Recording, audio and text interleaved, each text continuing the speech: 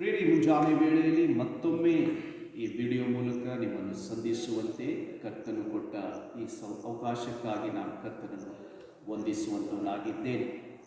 ನಾವು ದೇವರ ವಾಕ್ಯವನ್ನು ಕಲಿಯುವುದಕ್ಕಿಂತ ಮೊದಲು ನಮ್ಮ ಕಣ್ಣುಗಳನ್ನು ಮುಚ್ಚಿ ನಾವು ಪ್ರಾರ್ಥಿಸಿಕೊಳ್ಳೋಣ. ಸರ್ವಶಕ್ತನಾದ ಕೃಪೆಯುಳ್ಳ ನನ್ನ ಸ್ವರ್ಗೀಯ ತಂದೆ, ಮುಂಜಾನೆ ವೇಳೆಗಾಗಿ ಸ್ತೋತ್ರ.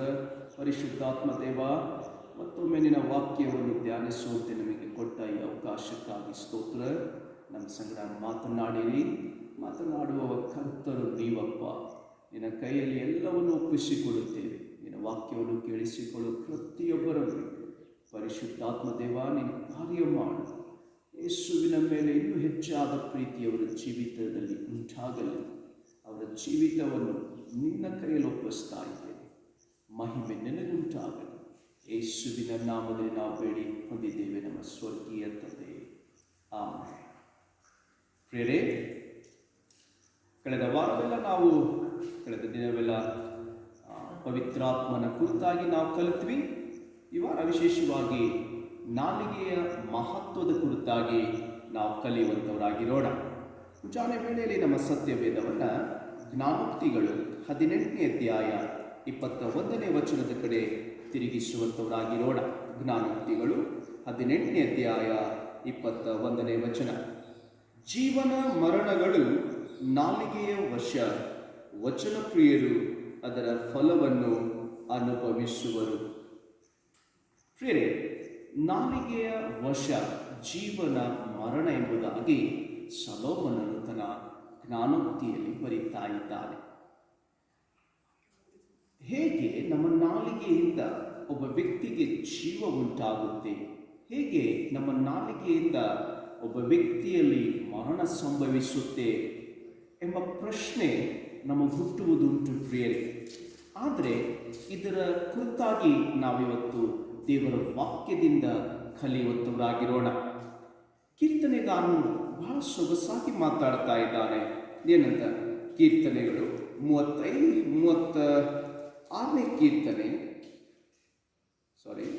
34ನೇ ಕೀರ್ತನೆ 12ನೇ ವಚನ ಈ ರೀತಿಯಾಗಿ ಹೇಳುತ್ತೆ. ನಿಮ್ಮ ಸತ್ಯವೇದವನ್ನು ತೆಗೆದು ನೋಡಿ. 34ನೇ ಕೀರ್ತನೆ 12ನೇ ವಚನ. ದೀರ್ಘಾಯುಷ್ಯು ಬೇಕು, ಬಹು ದಿವಸ ಬದುಕಿ ಸುಖವನ್ನು ಅನುಭವಿಸಬೇಕು. ಹಾಗಾದರೆ ಕೆಟ್ಟದ್ದಕ್ಕೆ ಹೋಗದಂತೆ ನಾಲಿಗೆಯನ್ನು ಕಾದುಕೋ. ವಂಚನೆಯ ಮಾತುಗಳಿಗೆ ಬಿಡದೆ ತುಟಿಗಳನ್ನು ಇಟ್ಟುಕೋ. ದಾವೀದನು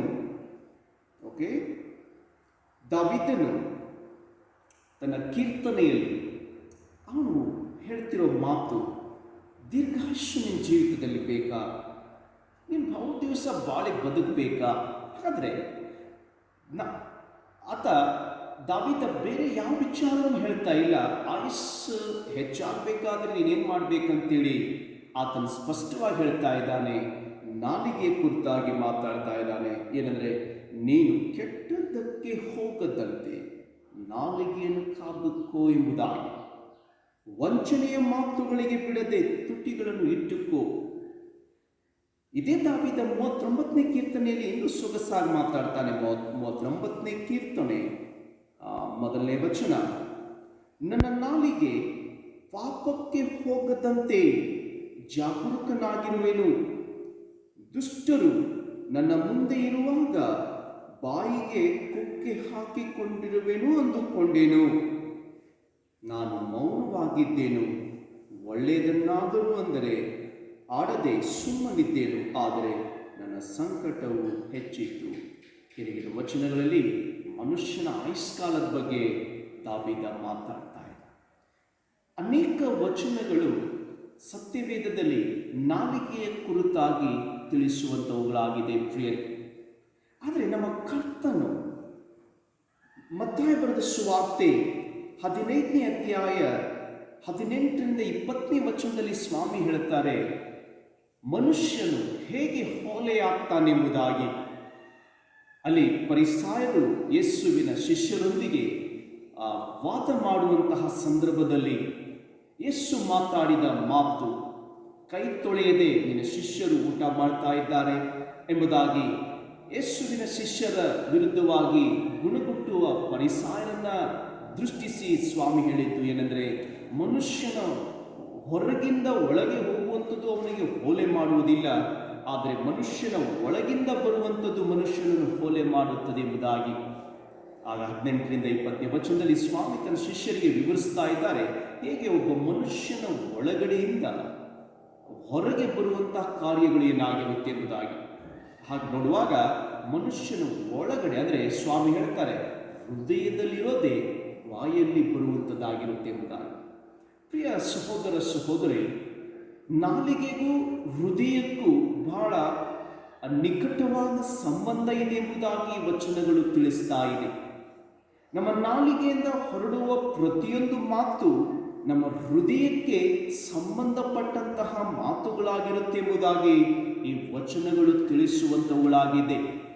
ನಾಲಿಗೆಯ ಕುರಿತಾಗಿ ಸತ್ಯವೇದದಲ್ಲಿ ಅನೇಕ ಕಡೆ ದೇವರು ವಾಕ್ಯವನ್ನ ಬರೆಸಿಟ್ಟಿದ್ದಾರೆ. ಪ್ರಿಯರೇ, ಇವತ್ತು ಈ ನಾಲಿಗೆಯಿಂದ ಬರುವ ಮಾತುಗಳಿಂದ ನಮ್ಮ ಮನೆಗಳಲ್ಲಿರುವ ಸಂಬಂಧಗಳು ಹಾಳಾಗ್ತಿರ್ಬೋದು, ಅಥವಾ ನಮ್ಮ ಊರಿನಲ್ಲಿ ನಮ್ಮ ಮಧ್ಯದಲ್ಲಿರುವಂತಹ ಸ್ನೇಹಿತರ ಮಧ್ಯದಲ್ಲಿ ಸಂಬಂಧಗಳು ಹಾಳಾಗ್ತಿರ್ಬೋದು. ಪ್ರಿಯರೇ, ಈ ನಾಲಿಗೆ ಅನೇಕರ ಜೀವಿತದಲ್ಲಿ ತನ್ನದೇ ಆದ ಮಹತ್ವದ ಪಾತ್ರವನ್ನು ವಹಿಸ್ತಾ ಇದೆ. ನಾನು ಬಹಳ ದಿವಸದ ಹಿಂದೆ ಚರ್ಚಲ್ಲಿದ್ದಾಗ ನಾಲಿಗೆಗೂ ಮತ್ತು ಹಲ್ಲಿಗೂ ಆದಂತಹ ಒಂದು ಸ್ಪರ್ಧೆ ಬಗ್ಗೆ ನಾನು ಜೋಕಾಗಿ ಮಾತಾಡಿದ್ದೆ. ಒಂದು ದಿವಸ ನಾಲಿಗೆಗೂ ಮತ್ತು ಹಲ್ಲಿಗೂ ಒಂದು ಸ್ಪರ್ಧೆ ಆಗುತ್ತೆ. ಹಲ್ಲಿ ಹೇಳುತ್ತೆ ನಾನೇ ಗ್ರೇಟ್ ಎಂಬುದಾಗಿ, ಅದಕ್ಕೆ ನಾಲಿಗೆ ಹೇಳುತ್ತೆ ನಾನೇ ಗ್ರೇಟ್. ಹಾಗಿರುವಾಗ ಹಲ್ಲಿ ಹೇಳುತ್ತೆ, ಇಲ್ಲ, ನೀನು ಹೇಗೆ ಗ್ರೇಟ್ ಆಗ್ತಿ? ನೀನು ಕೊಟ್ಟ ಆಹಾರವನ್ನು ಗ್ರೈಂಡ್ ಮಾಡಿ ನುಣ್ಣಗೆ ಮಾಡಿ ನಾನು ಕಳಿಸುವಾಗಲೇ ಆ ಮನುಷ್ಯ ಬದುಕ್ತಾನೆ, ನಾನೇ ಗ್ರೇಟ್ ಅಂತೇಳಿ ಹಲ್ಲಿ ಹೇಳುತ್ತೆ. ಅದಕ್ಕೆ ನಾಲಿಗೆ ಹೇಳುತ್ತೆ, ಇಲ್ಲ, ಆ ಊಟ ಕೊಡುವಂತೆ ಮಾಡಿದ್ದು ನಾನೇ, ಯಾಕಂದರೆ ನಾನು ಮಾತಾಡಿದ್ದಕ್ಕೆ ನಿನಗೆ ಊಟ ಸಿಕ್ತು, ನೀನು ಅದನ್ನು ಗ್ರೈಂಡ್ ಮಾಡಿದೆ, ನೀನು ಗ್ರೈಂಡ್ ಮಾಡಿದ್ದಕ್ಕೆ ನಾನು ರುಚಿ ನೋಡಿದೆ ಎಂಬುದಾಗಿ ಹೇಳುತ್ತೆ. ಹೀಗೆ ಇಬ್ಬರ ಮಧ್ಯದಲ್ಲಿ ವಾಗ್ವಾದಗಳು ಸ್ಟಾರ್ಟ್ ಆಗುತ್ತೆ. ಅವಾಗ ಹಲ್ಲಿ ಹೇಳುತ್ತೆ ನಾಲಿಗೆಗೆ, ಒಂದು ದಿವಸ ನೀನು ನನ್ನ ಕೈಯಾಗ ಸಿಗು, ನಿನಗೆ ಗ್ರೈಂಡ್ ಮಾಡ್ತೀನಿ ಎಂಬುದಾಗಿ. ಹೀಗೆ ಒಂದು ದಿವಸ ಊಟ ಮಾಡ್ತಿರುವಾಗ ನಾಲಿಗೆ ಹಲ್ಲಿನ ಮಧ್ಯದಲ್ಲಿ ಸಿಕ್ಕಾಕೊಳ್ಳುವಾಗ ಹಲ್ಲು ಅದನ್ನು ಕಚ್ಚುತ್ತೆ. ಅವಾಗ ನಾಲಿಗೆಗೆ ನೋವಾಗುತ್ತೆ. ನನಗೆ ಕಚ್ತೀಯ ನೀನು ಅಂತೇಳಿ ನಾಲಿಗೆ ಆ ಹಲ್ಲಿಗೆ ಹೇಳುತ್ತೆ, ತಡಿ ನಿನಗೆ ಮಾಡ್ತೀನಿ ಎಂಬುದಾಗಿ. ಆ ಊರಲ್ಲಿರುವ ಕೋಪಿಷ್ಟ ಮನುಷ್ಯನ ಮುಂದೆ ಹೋಗಿ ಆ ನಾಲಿಗೆ ಹೇಗೆ ಬೇಕು ಹಾಗೆ ಕೆಟ್ಟ ಕೊಳಕ ಮಾತಾಡುತ್ತೆ. ಆವಾಗ ಕೋಪಿಷ್ಟ ಮನುಷ್ಯ ಆ ಮುಖಕ್ಕೆ ಹೇಗೆ ಬೇಗ ಹೊಡಿತಾನೆ, ಆ ಬಾಯಲ್ಲಿದ್ದ ಎಲ್ಲ ಹಲ್ಲು ಕೆಳಗೆ ಬಿದ್ದು ಹೋಗ್ತವೆ. ಅವಾಗ ನಾಲಿಗೆ ಹೇಳುತ್ತೆ, ಈಗ ಗೊತ್ತಾಯ್ತಾ ಯಾರು ಗ್ರೇಟ್ ಎಂಬುದಾ? ಇದು ಜಸ್ಟ್ ಜೋಕ್ ಪ್ರಿಯರೇ. ಹಾಗೆ ನಮ್ಮ ಜೀವಿತದಲ್ಲೂ ಸಹ ಅನೇಕ ಸಾರಿ ನಾಲಿಗೆಯಿಂದ ಬರುವ ಮಾತುಗಳಿಂದ ಸಂಬಂಧಗಳು ಹಾಳಾಗೋದನ್ನು ನಾವು ಅನುಭವಿಸಿದ್ದೀವಿ ಪ್ರಿಯರೇ. ಹಾಗೆ ಈ ನಾಲಿಗೆಯಿಂದ ಹೇಗೆ ನಕಾರಾತ್ಮಕವಾಗಿ ಮಾತಾಡಿ ಅನೇಕರ ಜೀವಿತವೂ ಸಹ ನಕಾರಾತ್ಮಕವಾದ ಫಲಿತಾಂಶದಲ್ಲಿ ಕೊನೆಯಾಗೋದನ್ನು ನಾವು ಕಂಡಿದ್ದೇವೆ. ನಮ್ಮ ಜೀವಿತದಲ್ಲೂ ಅಂತಹ ಸಂಗತಿಗಳು ಉಂಟಾಗಿರುತ್ತೆ ಪ್ರಿಯರೇ. ಇಸ್ರಾಯೇಲರ ಇವತ್ತು ಈ ಎಲ್ಲ ವಾಕ್ಯವನ್ನು ನೋಡ್ಲಿಕ್ಕೆ ನಮಗೆ ಸಮಯದ ಅಭಾವ ಇದೆ. ಅದನ್ನು ಸಂಕ್ಷಿಪ್ತವಾಗಿ ನಾವು ಕಲಿಯೋಣ ಪ್ರಿಯರೇ. ಇಸ್ರಾಯೇಲರ ಜೀವಿತವನ್ನು ನಾವು ನೋಡೋದೇ ಆದರೆ, ಇಸ್ರಾಯೇಲರು ಅವರ ಬಾಯಿಂದ ಯಾವಾಗಲೂ ನಕಾರಾತ್ಮಕವಾಗಿ ಮಾತಾಡುವಂಥ ಜನರಾಗಿದ್ದರು ಪ್ರಿಯರೇ. ನಾಲಿಗೆಗೂ ಮತ್ತು ನಮ್ಮ ಹೃದಯದ ನಂಬಿಕೆಗೂ ಬಹಳ ನಿಕಟವಾದ ಸಂಬಂಧ ಇದೆ ಎಂಬುದಾಗಿ ನಾನು ಹೇಳಿದೆ.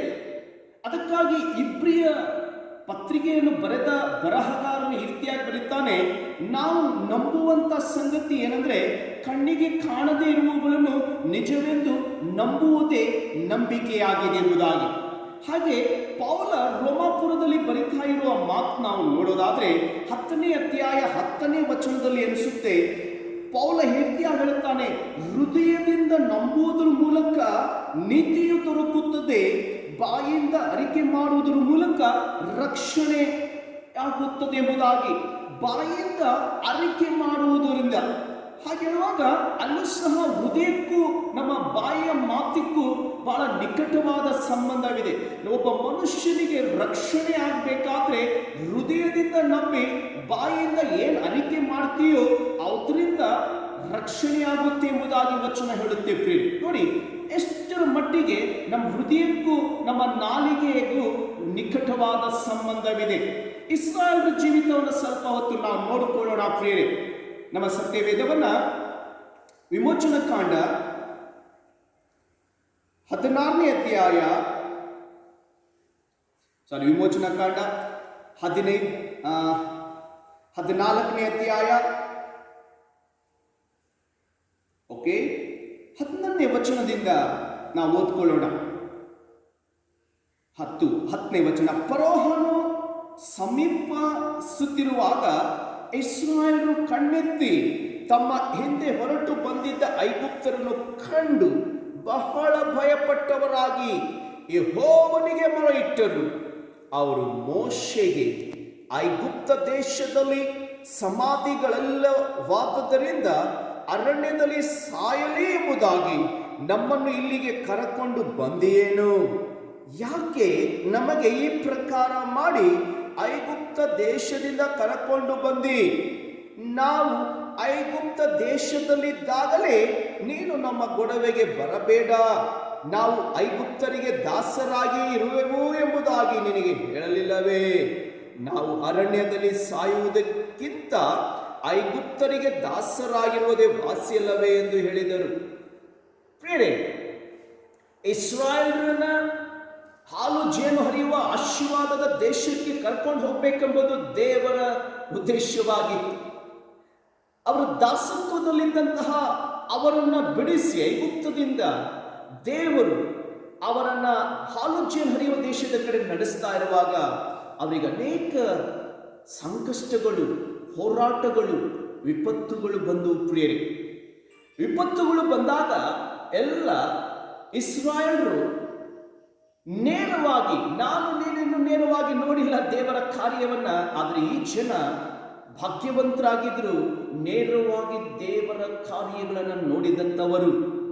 ಅಷ್ಟು ಮಾತ್ರವಲ್ಲ, ದೇವರು ಅವರ ಮಧ್ಯದಲ್ಲಿ ಹಗಲಿನಲ್ಲಿ ಮೇಘಸ್ತಂಭವಾಗಿ, ഇരുಳಿನಲ್ಲಿ ಅಗ್ನಿಸ್ತಂಭವಾಗಿ ಅವರಿಗೆ ಸಹಾಯ ಮಾಡೋದನ್ನು ನೋಡಿದಂಥವರ ಜನ.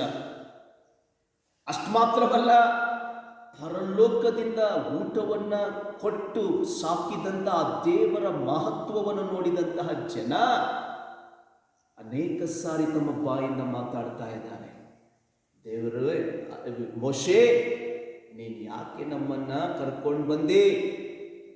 ಐಗುಪ್ತದಲ್ಲಿ ಇದ್ದಾಗಲೇ ನಾವು ಅಲ್ಲಿ ಚೆನ್ನಾಗಿದ್ವಿ, ನಿನ್ನ ಹಿಂದೆ ಬರೋದಕ್ಕಿಂತ ಐಗುಪ್ತದಲ್ಲೇ ನಾವು ಸಂತೋಷವಾಗಿದ್ವಿ ಮೋಶೆ. ಅಲ್ಲಿ ಯಾವ ಸಮಾಧಿ ಮಾಡಲಿಕ್ಕೆ ಯಾವ ಸ್ಥಳವಿಲ್ಲ ಅಂತೇಳಿ ಅಡವಿ ಕರ್ಕೊಂಡ್ಬಂದು ನಮ್ಮ ಸಾಯಿಸ್ಲಿಕ್ಕೆ ಕರ್ಕೊಂಡ್ಬಂದ್ಯಾ ಎಂಬುದಾಗಿ ಪ್ರಶ್ನಿಸ್ತಾ ಇದ್ದಾರೆ. ಇನ್ನೊಂದು ವಚನ ನೋಡೋಣ. 17ನೇ ಅಧ್ಯಾಯ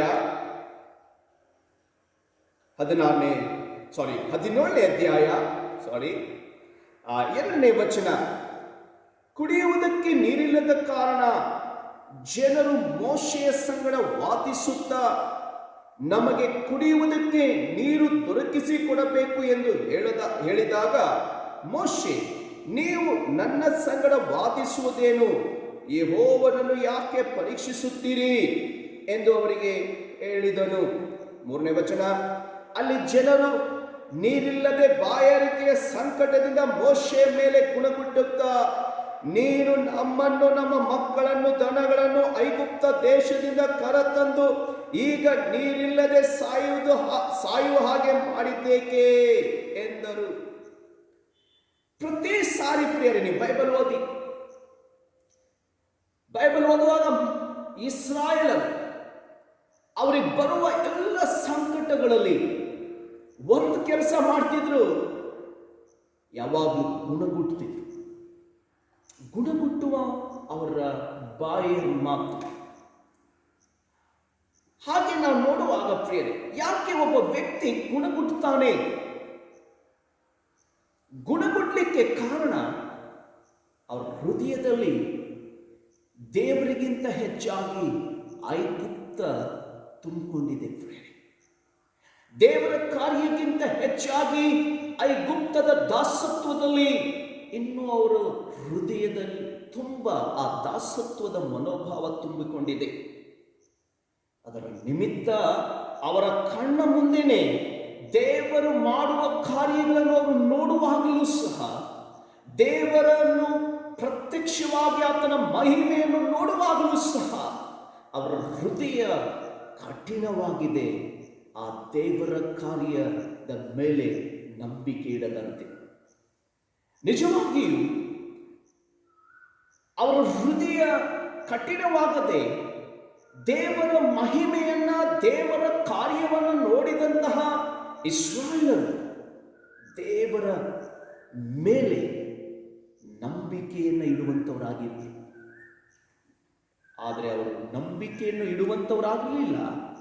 ಅದರ ಬದಲಾಗಿ ಆ ಕ್ಷಣದಲ್ಲಿ ಅವರ ನಂಬಿಕೆ ಭಾವೋದ್ವೇಗದ ಮೇಲೆ ಇತ್ತು ಹೊರತು ಅವರ ನಂಬಿಕೆ ನಿಜವಾಗಿಯೂ ಹೃದಯದಿಂದ ಬಂದಂತಹ ನಂಬಿಕೆ ಆಗಿದ್ದಿಲ್ಲ. ಕೆಂಪು ಸಮುದ್ರವನ್ನು ದಾಟಿದಾಗ ಬಹಳ ಸೊಗಸಾಗಿ ಹಾಡಿದರು ಜಯದ ಗೀತೆಯನ್ನು. ಏನು ಸ್ವಲ್ಪ ಹೊತ್ತಲ್ಲಿ ಕೊರತೆ ಬಂದಾಗ ಅದೇ ದೇವರನ್ನ ವಿರುದ್ಧವಾಗಿಯೂ ಸೇವಕನ ವಿರುದ್ಧವಾಗಿ ಗುಣಮುಟ್ಟಿತು.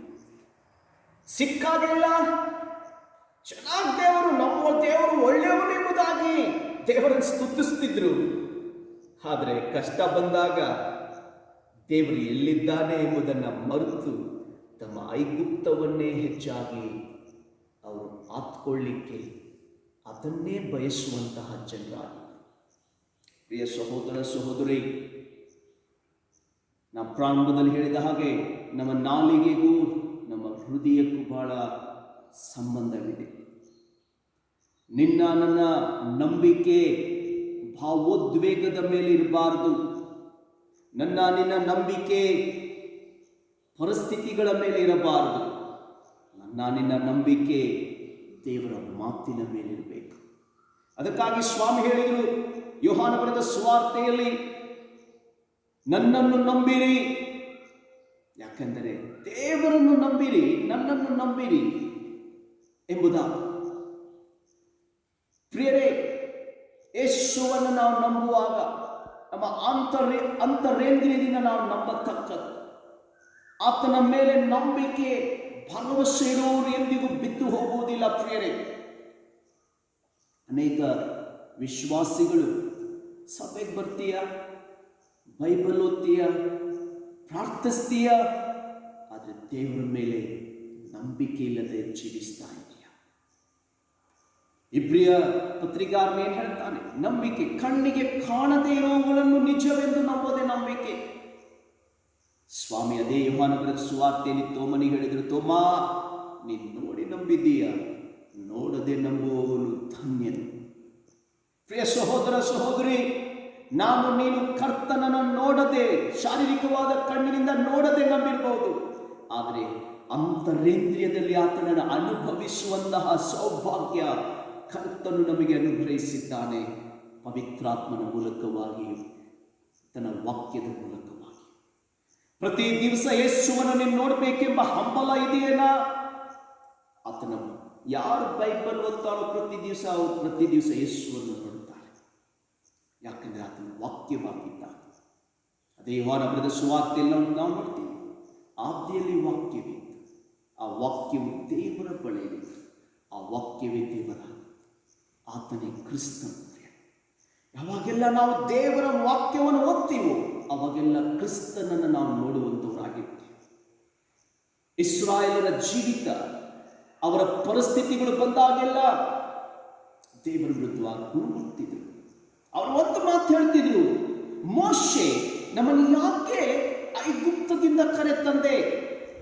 ಐಗುಪ್ತದಲ್ಲಿ ಸಮಾಧಿ ಮಾಡ್ಲಿಕ್ಕೆ ಜಾಗ ಸಿಗ್ಲಿಲ್ವಾ ಎಂಬುದಾಗಿ. ವಚನ ಏನು ಹೇಳುತ್ತೆ ನೋಡಿ, ಯೆಹೋಶುವನ ಗ್ರಂಥ ಯೆಹೋಶುವ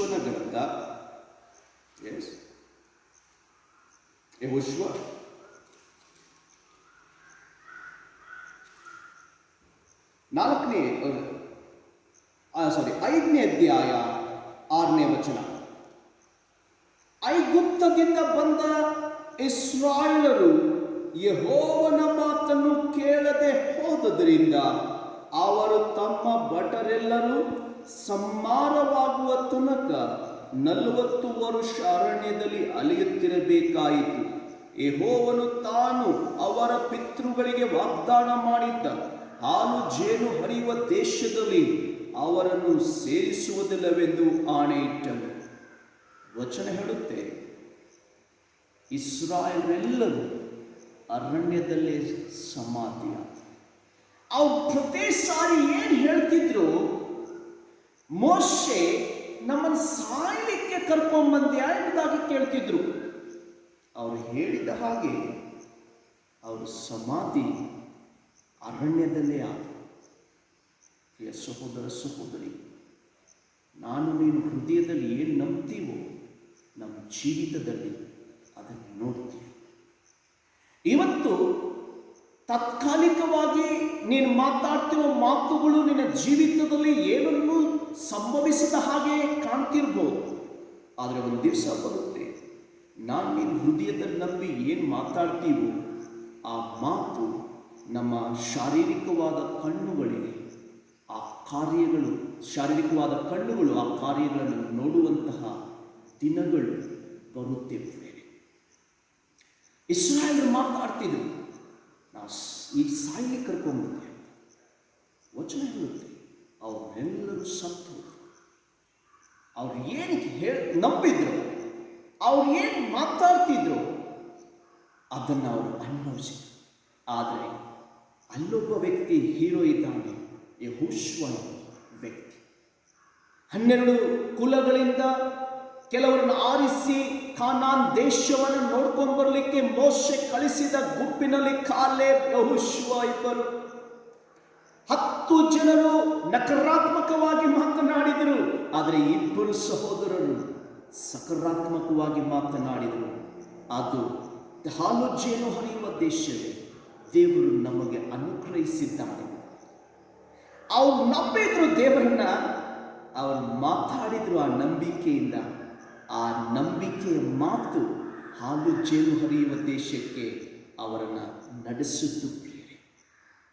ಪ್ರಿಯ ಸಹೋದರ ಸಹೋದರಿ, ಇವತ್ತು ನನ್ನ ನಿನ್ನ ಜೀವಿತದಲ್ಲಿ ಕರ್ತನು ಏನನ್ನ ಹೇಳ್ತಾನೋ ಆ ಮಾತುಗಳನ್ನು ನಾನು ನೀನು ನಂಬುವುದೇ ಆದರೆ, ಆ ನಂಬಿಕೆಯ ಮಾತುಗಳನ್ನು ನಾವು ಆಡುವುದೇ ಆದರೆ, ಆ ನಂಬಿಕೆಯ ಮಾತುಗಳು ನಮ್ಮ ಜೀವಿತದಲ್ಲಿ ನಿಜವಾಗಿ ಒಂದು ದಿವಸ ಕಂಡು ಬರುತ್ತವೆ. ಪ್ರಿಯರೇ, ನಂಬಿಕೆಯ ಮೂಲಕ ಮಾತನಾಡುವ ಮಾತುಗಳು ನಮ್ಮ ಜೀವಿತಗಳಲ್ಲಿ ಕಾರ್ಯಗಳನ್ನು ಸಾಧಿಸುತ್ತವೆ. ಪ್ರಿಯರೇ, ನಂಬಿಕೆ ಬಹಳ ಪ್ರಾಮುಖ್ಯ. ಹಾಗಿರುವಾಗ ಇವತ್ತು ಅನೇಕ ವಿಶ್ವಾಸಿಗಳ ಜೀವಿತದಲ್ಲಿ ದೇವರ ಮೇಲೆ ನಂಬಿಕೆ ಇಲ್ಲ. ದೇವರ ಮೇಲೆ ನಂಬಿಕೆ ಇಲ್ಲದ ನಿಮಿತ್ತ ಅವರು ಮಾತಾಡೋ ಮಾತುಗಳು ನಕಾರಾತ್ಮಕವಾಗಿರುತ್ತೆ.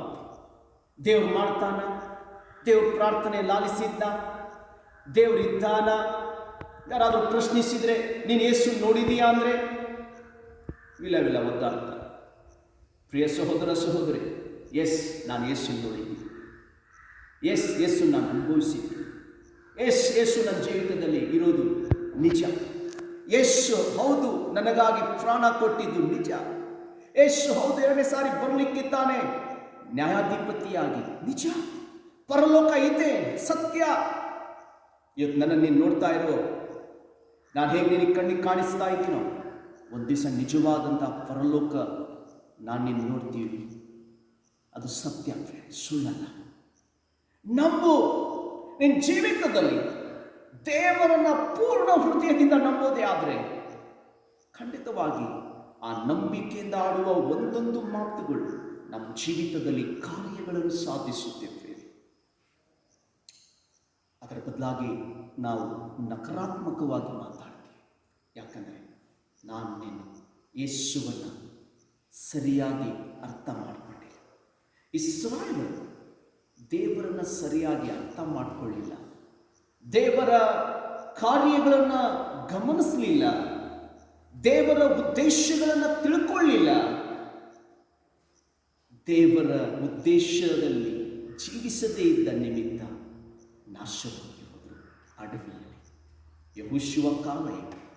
ದೇವರನ್ನ ಅರ್ಥ ಮಾಡ್ಕೊಂಡು ಯೆಹೋಶುವ ದೇವರನ್ನ ನಿಜವಾಗಿಯೂ ಅರ್ಥ ಮಾಡ್ಕೊಂಡ. ನಾವು ನೋಡ್ತೀವಿ, ಮೋಶೆ ನಂತರ ಯಶಸ್ವಿಯಾಗಿ ಬಂದಂತಹ, ಇಸ್ರಾಯೇಲ್ ನಡೆಸಿದಂತಹ ಒಬ್ಬ ಲೀಡರ್ ಯೆಹೋಶುವನಾಗ್ತಾನೆ. ಪ್ರಿಯ ಸಹೋದರ ಸಹೋದರಿ, ದೇವರನ್ನು ಮೊದಲೇದಾಗಿ ನಾವು ದೇವರು ನಿಜವಾಗಿ ಇರುವಾಗ ಆತನಿದ್ದಾನೆ. ಆತನು ಹೇಳಿದ ಮಾತು ಸತ್ಯವಾದದ್ದು.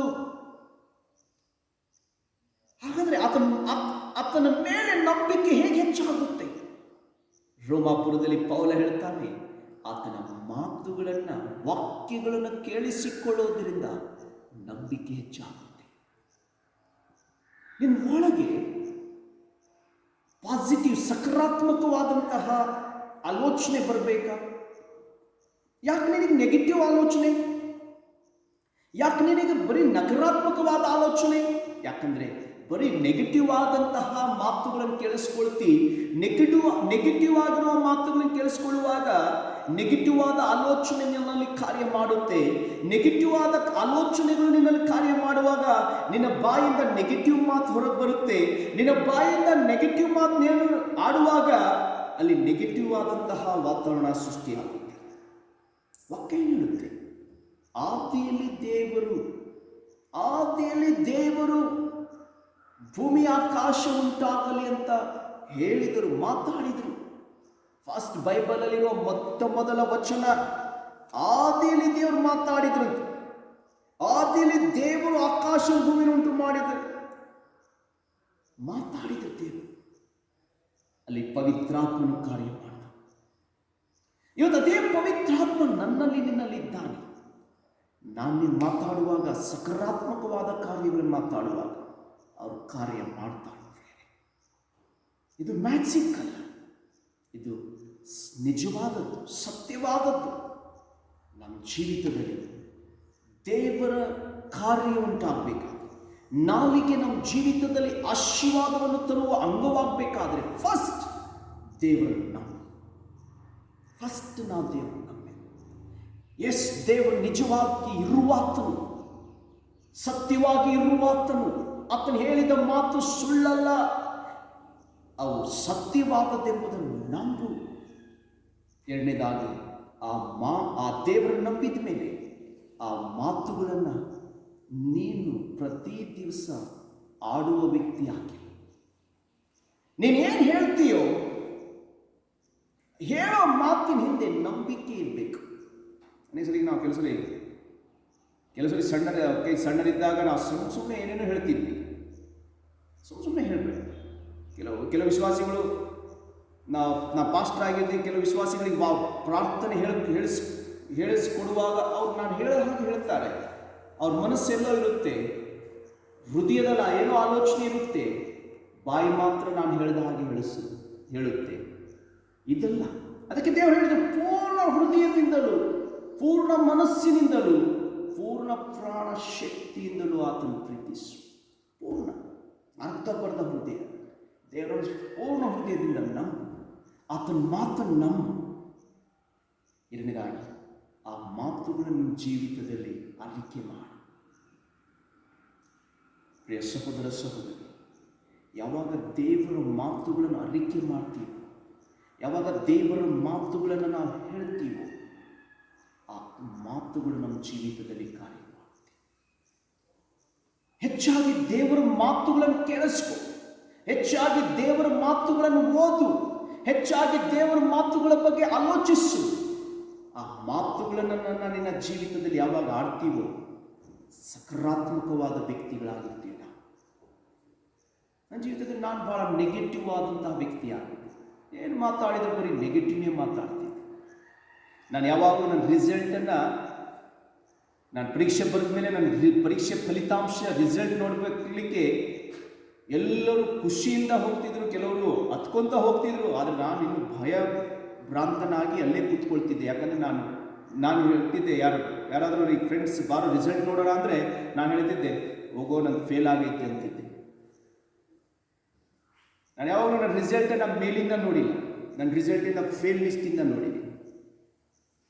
ಫಸ್ಟ್ ಇಯರ್ ಡಿಗ್ರಿಯಲ್ಲಿ ನನ್ನ ರಿಸಲ್ಟ್ ಫೇಲ್ ಎಲಿಜಿಬಲ್ ಇತ್ತು, 2 ಸಬ್ಜೆಕ್ಟ್ ಪಾಸ್ ಆದರೆ ನೆಕ್ಸ್ಟ್ ಇಯರಿಗೆ ಹೋಗುವಂಥ ಸಿಸ್ಟಮ್ ಇತ್ತು. ನಾನು ಓದುವಾಗ ಡಿಗ್ರಿ ನಾನು ಕೆಳಗಡೆ 2 ಸಬ್ಜೆಕ್ಟ್ ಪಾಸ್ ಆಗಿರುವಂತಹ ಲೀಸ್ಟಿಂದ ನೋಡಿದೆ. ಆ ಲೀಸ್ಟಲ್ಲಿ ನನ್ನ ಹೆಸರು ಇದ್ದಿಲ್ಲ, ನನ್ನ ನಂಬರ್ ಇದ್ದಿಲ್ಲ. ನೆಕ್ಸ್ಟ್ ಜಸ್ಟ್ ಪಾಸಲ್ಲಿ ನನ್ನ ರಿಜಿಸ್ಟರ್ ನಂಬರ್ ಇದ್ದಿಲ್ಲ. ಬಂದು ಹತ್ಕೊಂತ ಕೂತಿದ್ದೆ ನನ್ನ ಕಾಲೇಜ್ ಕಾಂಪೌಂಡ್ ಗಾರ್ಡನ್ನಲ್ಲಿ. ಯಾಕೋ ಕೂತೀಯಾ? ನನ್ನ ಫ್ರೆಂಡ್ಸ್ ಅಂದರು, ನಾನು ಫೇಲ್ ಆಗಿಬಿಟ್ಟಿನೋ ಅಂತ ಅಳ್ತಿದ್ದೆ. ಅದಕ್ಕೆ ಯಾರೋ ನನ್ನ ಫ್ರೆಂಡು ಆಫೀಸ್ ರೂಮ್ ಹತ್ರ ಹಾಕಿರೋ ಬೋರ್ಡಲ್ಲಿ ನಿನ್ನ ನಂಬರ್ ಐತಿ ಅಂತ. ಅಲ್ಲಿ ನೋಡಿದರೆ ಟಾಪ್ 12 ಇದ್ದೆ. ಭಾಳ ನೆಗೆಟಿವ್ ಮನುಷ್ಯ ನಾನು.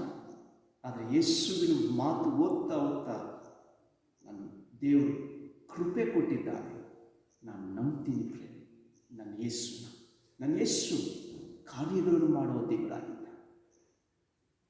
ನಾವು ನೋಡ್ತಿರುವಂತಹ ಈ ಬಿಲ್ಡಿಂಗ್, ಈ ಚರ್ಚ್ ಕ್ಯಾಂಪಸ್ ಏನೂ ಇದ್ದಿಲ್ಲ. ಇದನ್ನು ತೆಗೆದುಕೊಂಡಾಗ ಬರಡು ಭೂಮಿ. ಪ್ರತಿ ದಿವಸ ನಾನು ಈ ಸ್ಥಳದಲ್ಲಿ ಬರ್ತಿದ್ದೆ, ಪ್ರತಿ ದಿವಸ ಅರಿಕೆ ಮಾಡ್ತಿದ್ದೆ, ಇಲ್ಲಿ ದೇವರ ಸಾನ್ನಿಧ್ಯ ಇದೆ ಎಂಬುದ. ಇಲ್ಲೊಂದು ಬಿಲ್ಡಿಂಗ್ ಆಗುತ್ತೆ. ಆದರೆ ಕೆಲವೇ ವರ್ಷದಲ್ಲಿ ದೇವರು ಈ ಒಂದು ಬರುಡಾದ ಸ್ಥಳವನ್ನು ಸುಂದರವಾಗಿ ರೂಪಿಸಿದ್ದಾರೆ. ನನ್ನ ಜೀವಿತದಲ್ಲಿ ನಾನು ಆಡಿದ ಮಾತುಗಳ ಫಲಿತಾಂಶಗಳನ್ನು ನೋಡಿದ್ದೀನಿ ಪ್ರಿಯರೇ. ಅದು ಮ್ಯಾಜಿಕ್ ಆಗಿ ಮಾತಾಡಿದ ಮಾತುಗಳಲ್ಲ, ಹೃದಯದಿಂದ ನಂಬಿ ಏನು ಮಾತಾಡಿದ್ದೀನೋ ದೇವರನ್ನು ಮಾಡ್ತಾನೆ. ಯಾಕಂದರೆ ಆ ಕರ್ತನು ನಮ್ಮಲ್ಲಿ ವಾಸಿಸ್ತಾ ಇದ್ದ. ನಾನು ನೀನು ಪವಿತ್ರಾತ್ಮನು ವಾಸಿಸುವ ಆಲಯಗಳಾಗಿದ್ದೇವೆ. ಇಸ್ರಾಯೇಲ್ ಹೃದಯದಲ್ಲಿ ಐಗುಪ್ತ ತುಂಬಿಕೊಂಡಿತ್ತು. ಐಗುಪ್ತ ತುಂಬಿಕೊಂಡ ನಿಮಿತ್ತ ದೇವರ ಕಾರ್ಯಗಳು ಅವರ ಗಮನಕ್ಕೆ ಬಂದಾಗಿಯೂ ಕ್ಷಣದಲ್ಲಿ ಮರ್ತೋಗ್ತಿದ್ರು. ಮರ್ತೋದ ನಿಮಿತ್ತ ಅವರ ಬಾಯಿಂದ ಯಾವಾಗಲೂ ನಕಾರಾತ್ಮಕವಾದದ್ದೇ ಹೊರಗೆ ಬರ್ತಿತ್ತು. ನಕಾರಾತ್ಮಕವಾದದ್ದ ಕಾರ್ಯದಲ್ಲಿ ಅಂತ್ಯವಾದರು. ಯೆಹೋಶುವ ಹಾಗಲ್ಲ, ದೇವರನ್ನು ನಂಬಿದ ಕಾರಣ ಯೆಹೋಶುವ ಮೋಶೆಯ ಕೈ ಕೆಳಗಿದ್ದ. ಅನೇಕ ಯೌವನಸ್ಥರಿಗೆ ಇವತ್ತು ಮೋಶೆ ಬೇಕಾಗಿಲ್ಲ, ಯೆಹೋಶುವನ ಹಾಗೆ ವೇದಿಕೆ ಬೇಕು. ಪ್ರಿಯ ಸಹೋದರ ಸಹೋದರಿ, ನಮಗೆ ನಡೆಸಲಿಕ್ಕೆ ಒಬ್ಬ ನಾಯಕರು ಬೇಕೇ ಬೇಕು. ಒಳ್ಳೆ ಆತ್ಮಿಕ ನಾಯಕರ ಅಡಿಯಲ್ಲಿ ಒಬ್ಬ ವ್ಯಕ್ತಿ ಬೆಳೆಯೋದೇ ಆದರೆ ಅವನ ಜೀವಿತ ಮಾರ್ಪಾಟಾಗುತ್ರಿ. ಮೋಶೆ 40 ದಿವಸಗಳ ಕಾಲ ಸಿನಾಯ್ ಪರ್ವತದಲ್ಲಿ ದೇವರ ಸಾನ್ನಿಧ್ಯ ಕಳೆಯುವಾಗ ಯೆಹೋಶುವ ಆ ಬೆಟ್ಟದ ಅಡಿಯಲ್ಲಿಯೇ ಮೋಶೆಗಾಗಿ ಕಾಯ್ತಾ ಇದ್ದ. ನಾವು ಅದನ್ನು ಯಾರು ಗಮನಿಸಿಲ್ಲ. ನಾವು ಮೋಶೆ ಬಗ್ಗೆ ಮಾತಾಡ್ತೀವಿ, ಯೆಹೋಶುವ ಅಲ್ಲೇ ಇದ್ದ. ಪ್ರಿಯರೇ, ಇವತ್ತು ಅನೇಕ ವಿಶ್ವಾಸಿಗಳು ಸಭಾಪಾಲಕನ ಮಾತಿಗೆ ವಿರೋಧವಾಗಿ ದಂಗೆ ಏಳೋದುಂಟು. ಅನೇಕರು ನಾಯಕರಿಲ್ಲದೆ ನಾವು ನಾಯಕರಾಗ್ತೀವಿ ಎಂಬುದಾಗಿ ಹೋಗುವಂತಹ ವಾತಾವರಣ ಇವತ್ತು ಪ್ರಪಂಚದಲ್ಲಿದೆ. ನಾಯಕ ಇಲ್ಲದೆ ಇನ್ನೊಬ್ಬ ನಾಯಕ ಆಗಲಿಕ್ಕಾಗೋದಿಲ್ಲ. ಪ್ರಿಯ ಸಹೋದರ ಸಹೋದರಿ, ನೀ ನಾಯಕನಾಗೋಕ್ಕಿಂತ ಮೊದಲು ಇನ್ನೊಬ್ಬ ನಾಯಕನ ಕೈ ಕೆಳಗೆ ದೀನನಾಗಿ ವಿಧೇಯತ್ವವುಳ್ಳವನಾಗಿ ನೀನು ಜೀವಿಸುವುದಾದರೆ ದೇವರು ಯೆಹೋಶುವನ ಹಾಗೆ ನಿನ್ನನ್ನು ಉಪಯೋಗಿಸಲಿಕ್ಕೆ ಶಕ್ತನಾಗಿದ್ದಾನೆ. ಪ್ರಿಯರೇ, ಯೆಹೋಶುವ ನಂಬದ, ಆ ನಂಬಿಕೆಯನ್ನು ಅರಿಕೆ ಮಾಡ್ದ, ಅದನ್ನು ಅನುಭವಿಸಿದ. ಇವತ್ತು ನನ್ನ ಮಾತುಗಳನ್ನು ಕೇಳಿಸ್ಕೊಳ್ತಾ ಇರುವಂಥ ಸಹೋದರ ಸಹೋದರಿ, ಮತ್ತೊಮ್ಮೆ ನಾವು ಮೊದಲು ಓದಿದ ವಚನದ ಕಡೆ ಹಿಂತಿರುಗೋಣ. ಕೀರ್ತನೆಗಾರರು ಹೇಳುವ ಹಾಗೆ 39ನೇ ಕೀರ್ತನೆಗಳು 39 ಮೊದಲನೇ ವಚನದಲ್ಲಿ ಕೀರ್ತನೆಗಾರನು ಈ ರೀತಿಯಾಗಿ ಹೇಳ್ತಾನೆ, ನನ್ನ ನಾಲಿಗೆಯನ್ನು ಪಾಪಕ್ಕೆ ಹೋಗದಂತೆ ಜಾಗರೂಕನಾಗಿರುವೆನು. ದುಷ್ಟರು ನನ್ನ ಮುಂದೆ ಇರುವಾಗ ಬಾಯಿಗೆ ಕುಕ್ಕೆ ಹಾಕಿಕೊಂಡಿರುವೆನು ಅಂದುಕೊಂಡೆನು. ನಾನು ಮೌನವಾಗಿದ್ದೇನು, ಒಳ್ಳೆಯದನ್ನಾದರೂ ಆಡದೆ ಸುಮ್ಮನಿದ್ದೇನೆ. ಆದರೆ ನನ್ನ ಸಂಕಟವು ಹೆಚ್ಚಿತು. ಅನೇಕ ಸಲ ಕೋಪ ಬಂದಾಗ ನಾವು ಹೇಗೆ ಬೇಕಾಗಿ ಮಾತಾಡ್ತೀವಿ. ಇಕ್ಕಟ್ಟುಗಳು ಬಂದಾಗ ನಮ್ಮ ಮಾತುಗಳಿಗೆ ಮಿತಿ ಇಲ್ಲದೆ ಮಾತಾಡ್ತೀವಿ. ಸಂತೋಷ ಇದ್ದಾಗ ಮಾತಾಡ್ತೀವಿ. ಅದಕ್ಕೆ ಈ ಕೀರ್ತನೆಗಾರನೇ ಹೇಳ್ತಾ ಇದ್ದಾನೆ, ತನ್ನ ಸಂಕಷ್ಟದ ಪರಿಸ್ಥಿತಿಯಲ್ಲಿಯೂ ತನ್ನ ಇಕ್ಕಟ್ಟಿನ ಸ್ಥಿತಿಯಲ್ಲಿಯೂ ತನ್ನ ಮಗನ ನಿಮಿತ್ತ ಅರಸನಾದ ದಾವೀದನು ಅಬ್ಸಲೋಮನ ನಿಮಿತ್ತ ತನ್ನ ಸಿಂಹಾಸನವನ್ನ ಬಿಟ್ಟು ಪ್ರಾಣವನ್ನ ಕಾಪಾಡಿಕೊಳ್ಳಿಕ್ಕೆ ಅಡವಿಗೆ ಓಡಿ ಹೋಗುವ ಸಂದರ್ಭದಲ್ಲಿ ಅಂತಹ ಸ್ಥಿತಿಗಳ ಮಧ್ಯದಲ್ಲಿ ಇರುವಾಗ ದಾವೀದನು ನನ್ನ ಬಾಯಿಯನ್ನು ಮಾತಾಡದೆ ಕಾದುಕೊಂಡಿದ್ದೇನೆ, ಕಾಪಾಡಿಕೊಂಡೇನು ಅಂತ ಮಾತಾಡ್ತಾರೆ. ನೋಡಿ ಪ್ರಿಯರೇ, ಪರಿಸ್ಥಿತಿಗಳು ವಿಕೋಪಕ್ಕೆ ಹೋದಾಗ ನಮ್ಮ ವಿರುದ್ಧವಾಗಿರುವಾಗ ನಮ್ಮ ಬಾಯಿಯನ್ನು ನಾವು ಮೌನವಾಗಿಟ್ಟುಕೊಳ್ಳೋದು ಬಹಳ ಒಳ್ಳೆಯದು. ಕೋಪ ಬಂದಾಗ ಆವೇಶದಿಂದ ಮಾತಾಡದೆ, ಇಕ್ಕಟ್ಟುಗಳು ಬಂದಾಗ ನಮ್ಮ ಬಾಯಿಯಿಂದ ಮಾತಾಡದೆ ನಾವು ಮೊಣಕಾಲೂರಿ ಕರ್ತನ ಮುಂದೆ ಪ್ರಾರ್ಥಿಸುವ ಜನರಾಗಿರ್ಬೇಕು. ದಾವೀದ ಬಹಳ ಚೆನ್ನಾಗಿ ಮಾತಾಡ್ತಾನೆ. ಮುಂದಿನ ವಚನದಲ್ಲಿ, ಯೆಹೋವನೇ ನನಗೆ ಅವಸಾನ ಉಂಟೆಂದು, ನನ್ನ ಜೀವಮಾನವು ಅತ್ಯಲ್ಪವೆಂದು, ನಾನು ಎಷ್ಟೋ ಅಸ್ಥಿರನೆಂದು ನನಗೆ ತಿಳಿಯಪಡಿಸು. ನನ್ನ ಆಯಸ್ಸನ್ನು ಕೇಳುತ್ತವಾಗಿ ಮಾಡಿದ್ದೀಯಲ್ಲ. ನನ್ನ ಜೀವಿತ ಕಾಲ ನಿನ್ನ ಎಣಿಕೆಯಲ್ಲಿ ಏನೂ ಅಂದೇನು. ಮನುಷ್ಯನೆಂಬುವನು ಎಷ್ಟು ಸ್ಥಿರನೆಂದು ಕಂಡರೂ ಬರೀ ಉಸುವೆ. ನರರು ನಿಜವಲ್ಲದ ಮಾಯಾ ರೂಪದಿಂದ ಸಂಚರಿಸುವವರು, ಅವರು ಸುಮ್ಮನೆ ಗಡಿಬಿಡಿ ಮಾಡುವವರು, ಆಸ್ತಿಯನ್ನು ಕೂಡಿಸಿಟ್ಟುಕೊಳ್ಳುತ್ತಾರೆ, ಆದರೆ ಅದು ಯಾರ ಪಾಲಾಗುವುದೋ ತಾವೇ ತಿಳಿಯರು. ಹೀಗಿರಲಾಗಿ ಕರ್ತನೇ, ಇನ್ಯಾವುದಕ್ಕೆ ಕಾದುಕೊಳ್ಳು, ನೀನೇ ನನ್ನ ನಿರೀಕ್ಷೆ. ಅನೇಕ ಸಾರಿ ನಮಗೆ ಬರುವಂತಹ ಈತನ ಇಕ್ಕಟ್ಟಿನಲ್ಲಿ ದಾವೀದ ಇನ್ನೊಬ್ಬರ ಮೇಲೆ ದೂಷಣೆ ಮಾಡ್ತಾ ಇಲ್ಲ. ಅದರ ಬದಲಾಗಿ ತನ್ನ ಮನಸ್ಸು ಹೃದಯದಲ್ಲಿ ದೇವರನ್ನ ಹುಡುಕ್ತಾ ಇದ್ದಾನೆ. ಪರಿಸ್ಥಿತಿಗಳಲ್ಲಿ, ಇಕ್ಕಟ್ಟುಗಳಲ್ಲಿ ನಾವು ದೇವರನ್ನು ಹುಡುಕೋದಿಲ್ಲ ಪ್ರಿಯರೇ.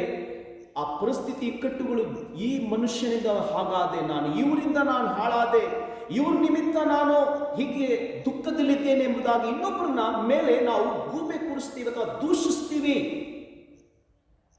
ಪ್ರಿಯ ಸಹೋದರ ಸಹೋದರಿ, ನೀನ್ ದೇವರನ್ನು ನಂಬಿರುವ ವ್ಯಕ್ತಿಯಾಗಿದ್ದೇ ಆದರೆ, ದೇವರ ಮಾತುಗಳನ್ನ ಸಕಾರಾತ್ಮಕವಾಗಿ ಮಾತನಾಡುವ ವ್ಯಕ್ತಿ ನೀನಾಗಿದ್ದೇ ಆದರೆ, ನಿನಗೆ ಬರುವ ಇಕ್ಕಟ್ಟುಗಳಲ್ಲಿ ಮೂರನೇದಾಗಿ ಇನ್ನೊಬ್ಬರನ್ನ ದೂಷಿಸೋದಿಲ್ಲ. ಆ ಇಕ್ಕಟ್ಟುಗಳಲ್ಲಿ ದೇವರನ್ನು ಹುಡುಕುವ ವ್ಯಕ್ತಿಯಾಗಿರುತ್ತಿ. ಯಾವ ಮನುಷ್ಯ ದೇವರನ್ನು ಹುಡುಕ್ತಾನೋ ಎಲ್ಲ ಪರಿಸ್ಥಿತಿಗಳಲ್ಲಿ ಅವನು ತಾಳ್ಮೆಯಿಂದಲೂ ಸಮಾಧಾನದಿಂದಲೂ ಇರುವಂತವನಾಗಿರುತ್ತಾನೆ. ಅದಕ್ಕಾಗಿ ಸ್ವಾಮಿ ಹೇಳಿದರು, ಹೃದಯದಲ್ಲಿರೋದೇ ಬಾಯಲ್ಲಿ ಬರುವುದು. ನನ್ನ ಹೃದಯದಲ್ಲಿ ಕರ್ತನು ಇರುವುದಾದರೆ, ಕರ್ತನ ಮಾತಿರುವುದೇ ಆದರೆ, ನಿನ್ನ ಬಾಯಲ್ಲಿ ತಾಳ್ಮೆಯ ಮಾತು ಬರುತ್ತೆ, ಸಮಾಧಾನದ ಮಾತು ಬರುತ್ತೆ, ಕ್ಷಮಿಸುವ ಮಾತು ಬರುತ್ತೆ, ದೀನತೆಯ ಮಾತು ಬರುತ್ತೆ, ಗರ್ವದ ಮಾತು ಬರುತ್ತೆ, ಇನ್ನೊಬ್ಬರನ್ನು ದೂಷಿಸುವ ಮಾತು ಬರೋದಿಲ್ಲ. ಇದು ನಮಗೆ ಆದಾಮನಿಂದ ಬಂದಂತಹ ಬಳುವಳಿ.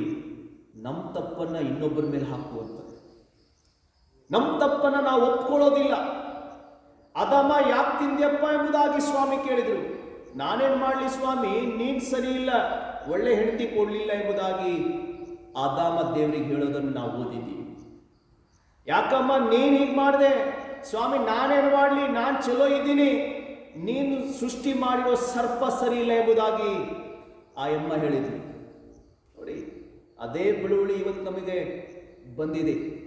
ನಾನು ನೀನು ಮಾಡಿರುವ ತಪ್ಪ ಏನೇ ಆಗಿರಲಿ ಅದನ್ನು ಒಪ್ಪಿಕೊಳ್ಳುವ ಸ್ವಭಾವ ನಮ್ಮಲ್ಲಿಲ್ಲ. ಕಾರಣ ನಾವು ಆದಾಮನಿಂದ ಬಂದಂತಹ ಬಳುವಳಿಯಲ್ಲಿ ಜೀವಿಸ್ತಾ ಇದ್ದೀವಿ.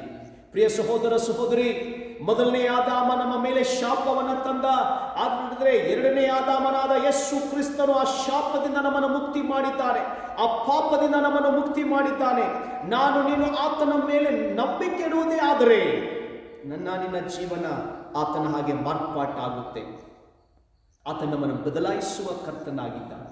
ಅದಕ್ಕಾಗಿ ಪೌಲ ಕೊರಿಂಥ ಬರೆದ ಪತ್ರಿಕೆಯಲ್ಲಿ ಈ ರೀತಿಯಾಗಿ ಹೇಳ್ತಾರೆ, ಯಾವನಾದರೂ ಕ್ರಿಸ್ತನಲ್ಲಿ ಇರುವುದಾದರೆ ಅವನು ನೂತನ ಸೃಷ್ಟಿಯಾದಾನೆ ಎಂಬುದಾಗಿ. ನನ್ನಲ್ಲಿ ನಿನ್ನಲ್ಲಿ ನೂತನ ಸ್ವಭಾವ ಇರಬೇಕು. ಅದಕ್ಕಾಗಿ ಸ್ವಾಮಿ ಹೇಳಿದರು, ಅದೇ ಒಂದೇ ಬಾವಿಯಿಂದ ಕಹಿ ಮತ್ತು ಸಿಹಿ ನೀರು ಬರಲಿಕ್ಕೆ ಸಾಧ್ಯವಿಲ್ಲ ಎಂಬುದಾಗಿ. ಯೋಹಾನನು ತನ್ನ ಪತ್ರಿಕೆಯಲ್ಲಿ ಹೇಳ್ತಾನೆ, ಅದೇ ಬಾಯಿಂದ ನಾವು ದೇವರನ್ನ ಸ್ತುತಿಸ್ತೀವಿ, ಅದೇ ಬಾಯಿಂದ ದೇವರ ಹೋಲಿಕೆಗೆ ಸರಿಯಾದಂತಹ ನಮ್ಮ ಸಹೋದರ ಸಹೋದರಿಯನ್ನ ಶಪಿಸ್ತೀವಿ ಎಂಬುದಾಗಿ. ಪ್ರಿಯರೇ, ನಮ್ಮ ಬಾಯಿ ಇನ್ನೊಬ್ಬರನ್ನು ಶಪಿಸುವಂತಹ, ಹೊಲಸು ಮಾತನಾಡುವಂತಹ ಬಾಯಿ ಆಗಿರಬಾರದು. ದೇವರು ನಂಬಿರುವಂತಹ ಮನುಷ್ಯನ ಬಾಯಿಯೊಳಗಿಂದ ಯಾವ ಅವಾಚ್ಯ ಪದಗಳು ಬರಬಾರದು. ಅದಕ್ಕಾಗಿ ಪೌಲ ಎಫೆಸ ಬರೆದ ಪತ್ರಿಕೆ 5ನೇ ಅಧ್ಯಾಯ 29ನೇ ವಚನದಲ್ಲಿ ಹೇಳ್ತಾರೆ, ನಿಮ್ಮ ಬಾಯಿಯೊಳಗಿಂದ ಯಾವ ಕೆಟ್ಟ ಮಾತು ಹೊರಡಬಾರದು. ಭಕ್ತಿಯನ್ನು ವೃದ್ಧಿ ಮಾಡುವಂತ ಕಾಲೋಚಿತವಾದ ಮಾತು ಇದ್ದರೆ, ಕೇಳುವವರ ಹಿತಕ್ಕಾಗಿ ಇದ್ರೆ ಅದನ್ನು ಯಾರಾದರೂ ಕೇಳೋರ ಹಿತಕ್ಕಾಗಿ ಅದನ್ನು ಆಡು. ಕೇಳಲಿಲ್ವಾ ಸುಮ್ಮನಿರು. ಅದಕ್ಕಾಗಿ ನಾನು ಕೇಳುತ್ತೆ, ಮೌನ ಬೆಸ್ಟ್ ಎಂಬುದಾಗಿ. ಬೇರೆ ಎಲ್ಲ ಇಕ್ಕಟ್ಟುಗಳ ಪರಿಸ್ಥಿತಿಗಳಲ್ಲಿ, ಎಲ್ಲ ಹೋರಾಟಗಳ ಪರಿಸ್ಥಿತಿಯಲ್ಲಿ ಇನ್ನೊಬ್ಬರನ್ನು ದೂಷಿಸಬೇಡ, ಇನ್ನೊಬ್ಬರನ್ನು ದೂಷಿಸುವ ಮಾತನ್ನು ಆಡಬೇಡ. ಆ ಪರಿಸ್ಥಿತಿಯಲ್ಲಿ ನಿನ್ನ ಪಾತ್ರವೇನಿದೆ ಎಂಬುದನ್ನು ದೇವರ ಸಾನ್ನಿಧ್ಯದಲ್ಲಿ ಹುಡುಕುವ ವ್ಯಕ್ತಿಯಾಗಿರು, ಪ್ರಾರ್ಥಿಸುವ ವ್ಯಕ್ತಿಯಾಗಿರು. ಆಗ ನಮ್ಮ ಜೀವಿತದಲ್ಲಿ ನಾಲಿಗೆ ಆಶೀರ್ವಾದದ ಅಂಗವಾಗಿರುತ್ತೆ. ನನ್ನನ್ನು ನಿನ್ನನ್ನು ಕ್ರಿಸ್ತನ ಹಾಗೆ ಬದಲಾಯಿಸುವಂಥದ್ದು ಕ್ರಿಸ್ತನ ಮಾತುಗಳು. ಪ್ರಿಯ ಸಹೋದರ ಸಹೋದರಿ, ನಾನು 3 ವಿಚಾರ ಮಾತಾಡಿದೆ. ನಾಲಿಗೆಯ ಮಹತ್ವದ ಬಗ್ಗೆ. ನಮ್ಮ ಜೀವಿತದಲ್ಲಿ ನಾಲಿಗೆ ಆಶೀರ್ವಾದಕರವಾಗಿರಬೇಕಾದ್ರೆ ಫಸ್ಟ್ ದೇವರನ್ನು ನಂಬುವುದಾಗಿ. ದೇವರ ವಾಕ್ಯದಿಂದ ನಿನ್ನ ಹೃದಯವನ್ನು ತುಂಬಿಕೊ. ದೇವರ ವಾಕ್ಯದಿಂದ ನಿನ್ನ ಹೃದಯವನ್ನು ತುಂಬಿಕೊಂಡಿರುವ ವ್ಯಕ್ತಿ ನೀನಾಗಿದೆ. ಆದರೆ ಎರಡನೇದಾಗಿ ಆ ವಾಕ್ಯಗಳನ್ನು ಮಾತನಾಡುವ, ಸಕಾರಾತ್ಮಕವಾಗಿ ಆಡುವ ವ್ಯಕ್ತಿ ಆಗಿದೆ. ಯಾವ ನೆಗೆಟಿವ್ ಮಾತಾಡಬೇಡ, ಪಾಸಿಟಿವ್ ಮಾತಾಡ. ಏನೇ ಪರಿಸ್ಥಿತಿ ಇರಲಿ ಅದಾಗುತ್ತೆ. ನಂಬಿ ನೀನು ಏನು ಹೇಳ್ತೀಯ ಅದಾಗುತ್ತೆ. ಇವತ್ತು ನಿನ್ನ ಸಭೆಯಲ್ಲಿ ಜನ ಬರ್ತಾ ಇಲ್ವಾ, ನಂಬು, ಮಾತಾಡು, ಒಂದು ದಿವಸ ಅದಾಗುತ್ತೆ. ನಿನ್ನ ಜೀವಿತದಲ್ಲಿ ಯಾವ ಕಾರ್ಯ ಆಗಬೇಕು, ನಂಬು, ಮಾತಾಡು ಸಕಾರಾತ್ಮಕವಾಗಿ. ನೆಗೆಟಿವ್ ಮಾತಾಡುವ ಮಾತುಗಳನ್ನು ಇವತ್ತೇ ನಿಲ್ಲಿಸ್ಬಿಡು. ಯಾವುದು ನೆಗೆಟಿವ್ ಮಾತಾಡಬೇಡ, ಪಾಸಿಟಿವ್ ಮಾತಾಡುವ ವ್ಯಕ್ತಿ ಆಗಿ. 3ನೇದಾಗಿ, ಯಾವುದೇ ಪರಿಸ್ಥಿತಿಗಳಲ್ಲಿ ಆ ಪರಿಸ್ಥಿತಿ ಇನ್ನೊಬ್ಬರಿಂದ ಹೀಗಾಯಿತು ಎಂಬುದಾಗಿ ಇನ್ನೊಬ್ಬರನ್ನು ದೂಷಿಸುವ ವ್ಯಕ್ತಿ ಆಗಬೇಡ. ಆ ಪರಿಸ್ಥಿತಿಯಲ್ಲಿ ದೇವರನ್ನು ಹುಡುಕುವ ವ್ಯಕ್ತಿ ಆಗಿದೆ. ಯಾವಾಗ ನಾವು ಹೀಗೆ ಜೀವಿಸ್ತೀವಿ, ನಮ್ಮ ಜೀವಿತದಲ್ಲಿ ನಮ್ಮ ಮಾತುಗಳು, ನಮ್ಮ ನಾಲಿಗೆ ನಮಗೆ ಆಶೀರ್ವಾದದ ಅಂಗವಾಗಿರುತ್ತೆ. ನಾನು ನೀನು ಸಕಾರಾತ್ಮಕವಾಗಿ, ಪಾಸಿಟಿವ್ ಆಗಿ ಮಾತನಾಡುವ ವ್ಯಕ್ತಿ ಆಗಿರ್ತೀವಿ.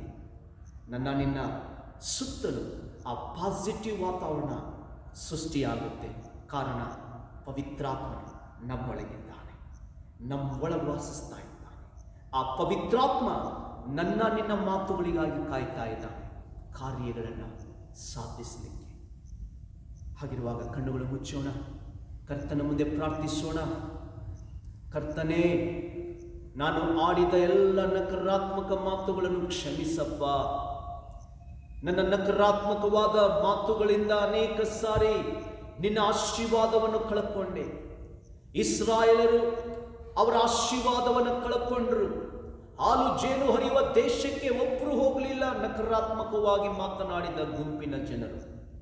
ಹಾಗೆ ನನ್ನ ಜೀವಿತದಲ್ಲಿ ನೀನು ಮಾಡುವ ಆಶೀರ್ವಾದವನ್ನು ಅನೇಕ ಸಾರಿ ನಾನು ನಿನ್ನ ಮೇಲೆ ನಂಬಿಕೆ ಇಡದೆ, ನಿನ್ನ ವಾಕ್ಯಗಳಿಂದ ನನ್ನ ಹೃದಯ ಮನಸ್ಸುಗಳನ್ನು ತುಂಬಿಕೊಳ್ಳದೆ, ಜನರ ಮಾತುಗಳಿಂದ ನನ್ನ ಹೃದಯ ಮನಸ್ಸುಗಳನ್ನು ತುಂಬಿಕೊಂಡು ಆ ನಕಾರಾತ್ಮಕವಾದ ಮಾತುಗಳನ್ನು ಆಡಿ, ದೇವರೇ ನಿನ್ನ ಆಶೀರ್ವಾದದಿಂದ ನಾನು ವಂಚಿತಳಾಗಿದ್ದೇನೆ, ನಮ್ಮನ್ನು ಕ್ಷಮಿಸು. ನಿನ್ನನ್ನು ನಂಬುತ್ತೇನಪ್ಪ, ನಿನ್ನ ವಾಕ್ಯಗಳಿಂದ ನನ್ನ ಹೃದಯ ಮನಸ್ಸನ್ನು ತುಂಬಿಕೊಳ್ಳುತ್ತೇನೆ.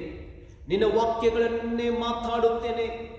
ಸಕಾರಾತ್ಮಕವಾಗಿಯೇ ಮಾತನಾಡುವ ವ್ಯಕ್ತಿಯನ್ನಾಗಿ ಪರಿಶುದ್ಧಾತ್ಮ ದೇವ ನನ್ನನ್ನು ಮಾರ್ಪಾಟು ಮಾಡು. ನಿನ್ನ ರಾಜ್ಯದಲ್ಲಿ ನನ್ನನ್ನು ಉಪಯೋಗಿಸು.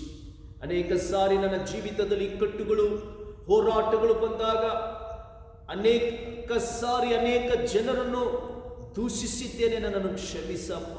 ಆ ಹೋರಾಟಗಳು, ಇಕ್ಕಟ್ಟುಗಳು ಇನ್ನೊಬ್ಬರಿಂದ ಬಂದಿದ್ದೇ ಆದರೂ ಸಹ ದೇವರೇ, ಇನ್ನೊಬ್ಬರು ನಾನು ದೂಷಿಸುವ ವ್ಯಕ್ತಿಯಾಗಿರಬಾರದು. ಆ ಪರಿಸ್ಥಿತಿ, ಆ ಹೋರಾಟಗಳಲ್ಲಿ ನಿನ್ನನ್ನು ಹುಡುಕುವ ವ್ಯಕ್ತಿಯಾಗಿರಲಿ ಕೃಪೆ ಕೊಡು. ನಮ್ಮೆಲ್ಲರೂ ನಿನ್ನ ಕೈಲಿ ಒಪ್ಪಿಸ್ತಾ ಇದ್ದೇವೆ. ಮಹಿಮೆ ನಿನಗುಂಟಾಗಲಿ. ಯೇಸುವಿನ ನಾಮದಲ್ಲಿ ನಾವು ಬೇಡಿ ಹೊಂದಿದ್ದೇವೆ ನಮ್ಮ ಸ್ವರ್ಗೀಯ ತಂದೆಯೇ, ಆಮೆನ್.